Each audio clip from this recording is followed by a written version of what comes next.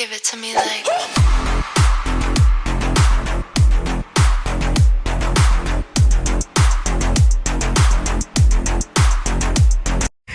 മിതഭാഷികളുടെയും മാന്യന്മാരുടെയും സെഞ്ചുറി ക്ലബിലേക്ക് ഇതാ മറ്റൊരാൾ കൂടെ. മാന്യന്മാരിലെ മാന്യൻ, മസിലന്മാരിലെ മസിലളിയൻ, മഹാറാണിയൊക്കെ പോഞ്ഞിക്കരയിൽ ഡയപ്പറിട്ട് മൂക്കിള ഒലിപ്പിച്ചു നടന്ന സമയത്തിനും എത്രയോ വർഷങ്ങൾക്ക് മുമ്പ് തന്നെ സ്വന്തമായി ഒരു 6 പാക്ക് വാർത്തെടുത്തവൻ. തനിക്ക് പറ്റിയ വെയിറ്റില്ലാത്തതിനാൽ പോഞ്ഞിക്കരയിൽ വരാൻ പലപ്പോഴും മടി കാണിക്കുന്ന ഇദ്ദേഹത്തിന് അധികമാർക്കും അറിയാത്ത ഒരു ഭൂതകാലവുമുണ്ട്. ഇത് പ്രീ കോവിഡ് കാലം. ഇദ്ദേഹവും ഇദ്ദേഹത്തിൻ്റെ കുറേ സുഹൃത്തുക്കളും പിന്നെ സുഹൃത്തുക്കളുടെ സുഹൃത്തുക്കളും ഒരു പാർട്ടിയിൽ കാണുന്നു. ബിരിയാണിയെല്ലാം കഴിച്ച് 2 അടിച്ചു കഴിഞ്ഞപ്പോൾ ഇതിലെ പലർക്കും ശരാശരി ഇന്ത്യക്കാരെ പോലെ കുറ്റബോധം തോന്നി തുടങ്ങി. പിന്നെ പതിവ് പല്ലവിയും തുടങ്ങി. ഇങ്ങനെ പോയാൽ ശരിയാവില്ല. നാട്ടിൽ നിന്ന് വന്നപ്പോൾ 32ൻ്റെ പാൻ്റായിരുന്നു, ഇപ്പോൾ 36 കയറ്റാൻ തന്നെ പെടുന്ന പാട്. എങ്ങനെയെങ്കിലും ഫിറ്റ് ആകണം. ചെറുപ്പം മുതലേ ഫിറ്റ്നസ് ഫ്രീക്കായ മിതഭാഷി ഇത് കേട്ട് ആവേശത്തോടെ സംസാരിച്ചു തുടങ്ങി. അന്ന് അധികമാരും അറിയാത്ത ഫിറ്റ് ബോഡി ബൂട്ട് ക്യാമ്പിനെ പറ്റിയാണ് അദ്ദേഹം സംസാരിച്ചത്. കായൽപ്പം കൂടും, പക്ഷേ ജിമ്മിൻ്റെ പ്രത്യേകത എന്ന് പറയുന്നത് ഇത്തിരി സമയം ഒത്തിരി മസിൽ.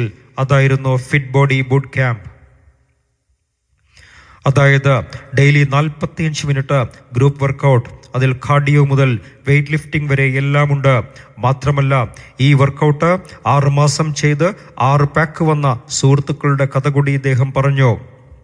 ഫിറ്റ് ബോഡി ബൂട്ട് ക്യാമ്പിൽ പോയി 6 പാക്ക് വന്നവരുടെ സാക്ഷ്യപ്പെടുത്തലുകൾ കൂടെ കേട്ടതോടെ പൊതുവെ എടുത്തുചാട്ടം അല്പം കൂടുതലായ 2 അടിച്ച ഫിറ്റായി നിന്ന ചോക്കോ ബോയ് ആവേശപുളകിതനായി അപ്പോൾ തന്നെ ആ ജിമ്മിൽ മെമ്പർഷിപ്പ് എടുത്തു.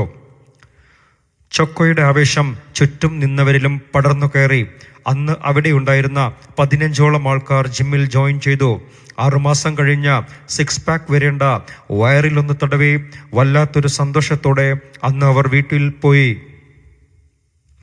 പിറ്റേ ദിവസം 4 മണിക്ക് തുടങ്ങേണ്ട വർക്കൗട്ട് സെഷന് 3:30 15 പേരും എത്തി.